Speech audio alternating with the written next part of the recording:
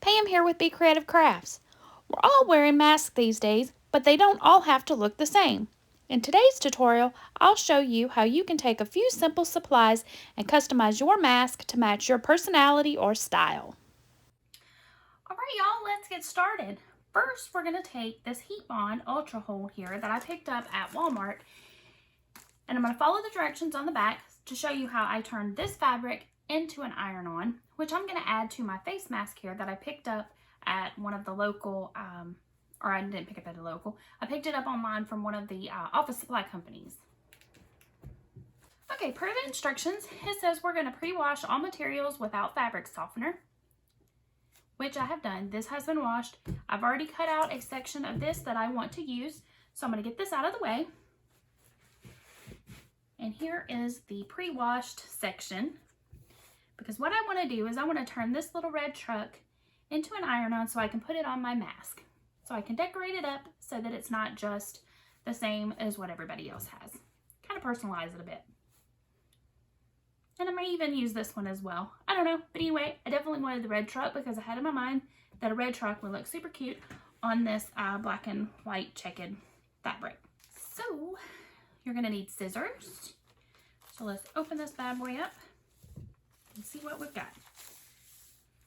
Next, it says to preheat your iron to medium heat, no steam. So let's go ahead and turn this on to medium.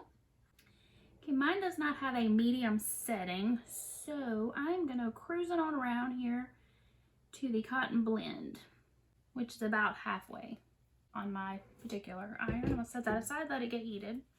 Now we're going to put the adhesive back on the back of the material to be bonded. Okay, so we're gonna open up this adhesive, or the iron-on paper here. And I'm going to take my fabric, lay it on top here, and I'm just gonna go ahead and trace around it so I'll know what to cut. I don't want it to go all the way over. So let's fold this up like that.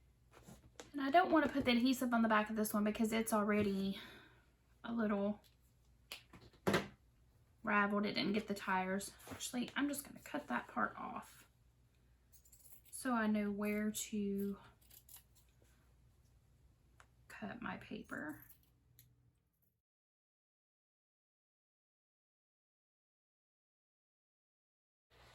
Now I'm not worrying if I get a little bit of ink on this fabric because I'm going to be cutting around this later. I just want to make sure that I get my paper, my iron on the right size. You can, if you know you only want to use this much of the fabric, you can go ahead and cut it, and that way you don't have to waste your iron on. But I know I'm going to use this, and I may even use the Christmas tree section, so I just want to go ahead and make this entire piece to where I can iron it on. Okay, so now we're going to cut this out.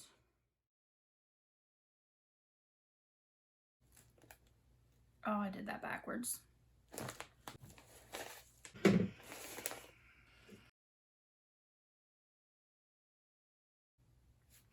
Okay, I cut my paper backwards because the paper side, when I iron this on, is going to be down.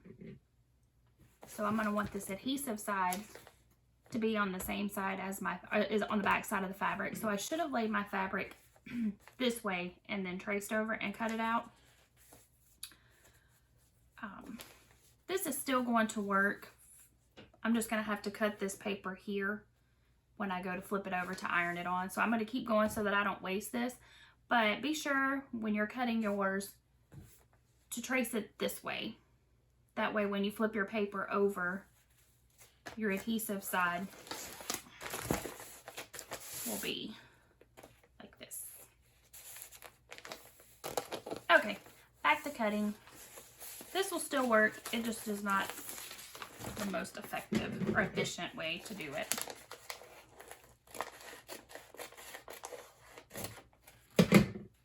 Okay, so let's move this out of the way. Okay, next step. We're going to place and hold the iron on the paper liner. Nope, back up. they've got multiple steps in one. Okay, back up to step 2. We preheated the iron. Now we're going to place adhesive on back of material to be bonded. Paper liner should be face up.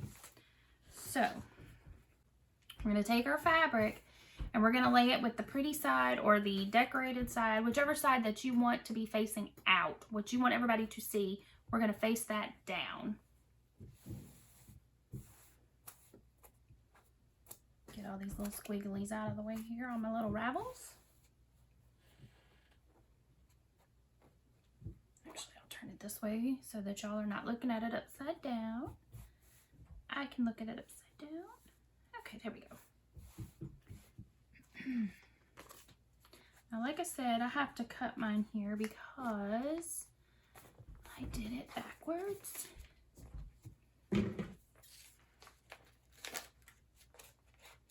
Which is an easy, quick fix. I do believe. Yep. Okay, and then you want the paper side. Y'all can see this has like a rough side that has the adhesive on it. And then a side with paper. So we're going to put that paper side up. Take this one and put it, doesn't matter, here.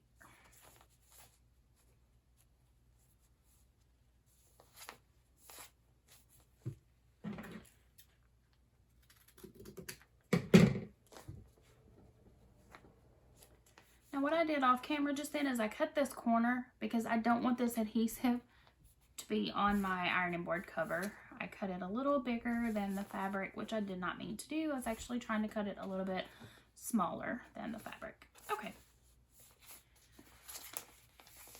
All right, now we should be good to go once you get everything set on top. Back to the instructions. Okay, now we're ready for step 3. Place and hold the iron on the paper liner for 2 seconds. Repeat until the entire surface is bonded, then allow to cool. So my iron should be good and hot and ready to go. Okay,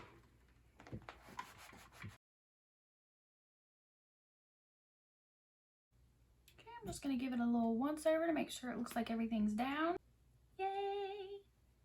Okay, make sure I didn't attach it to my ironing board cover, and I did not, so yay! Alright, now we're going to let this bad boy cool. Now once it's cooled, then you can cut it to size or shape as needed, and then we'll peel off the paper. Okay, so this should be, sorry. Okay, so this is cooled down. Set my iron aside for a minute so I don't burn myself. Okay, so this is cooled down. So I'm going to go through and I'm going to go ahead and cut around each of these images that I'm wanting to iron onto my face mask.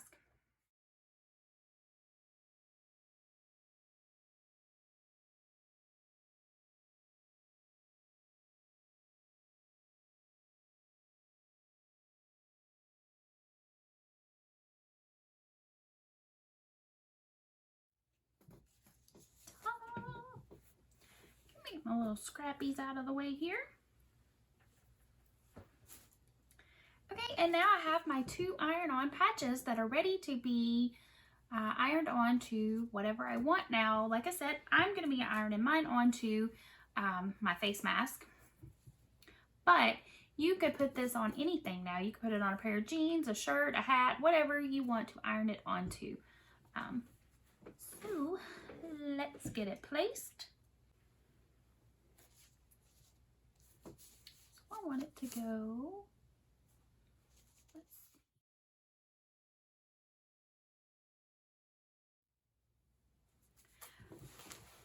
Okay, now let's put our iron on onto our mask or whatever fabric you're putting it onto. I'm going to put mine here. Okay, now once you get it situated where you want it, let's go back and take a look at the directions and see what we need to do. Okay, now we place the adhesive side down, which I've done, on top of my project, again, like I've done. Now it says to press and hold the iron for 8 seconds on each section until the entire piece is bonded. Okay, so let's do that.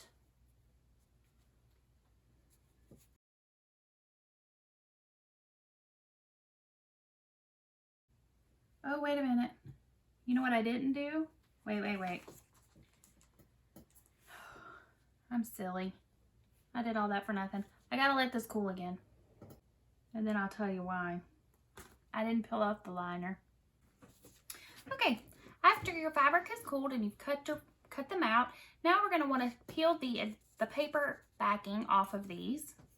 I'm gonna set this one aside because I'm gonna save it for a later project or for a different mask. Okay, so it says to peel the paper backing off.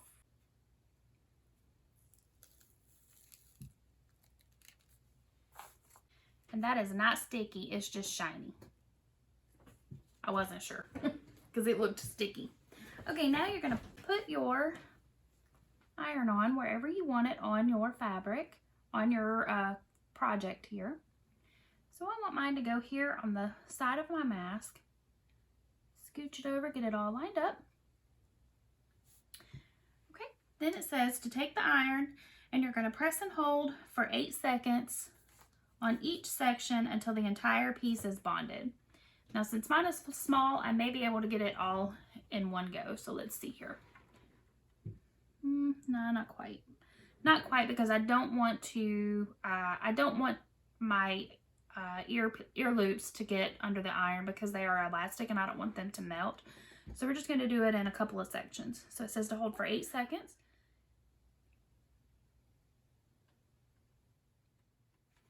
I'm going to scooch it over here and do that side for 8 seconds.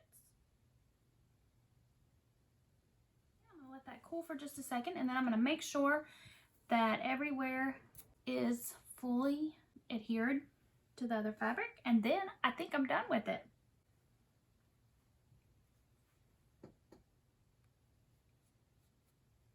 I am. Everything is adhered. And then I've now got a customized mask that I can wear out and about. Again, you don't have to put it on a mask. You can put it on whatever you want, but I think that turned out really cute.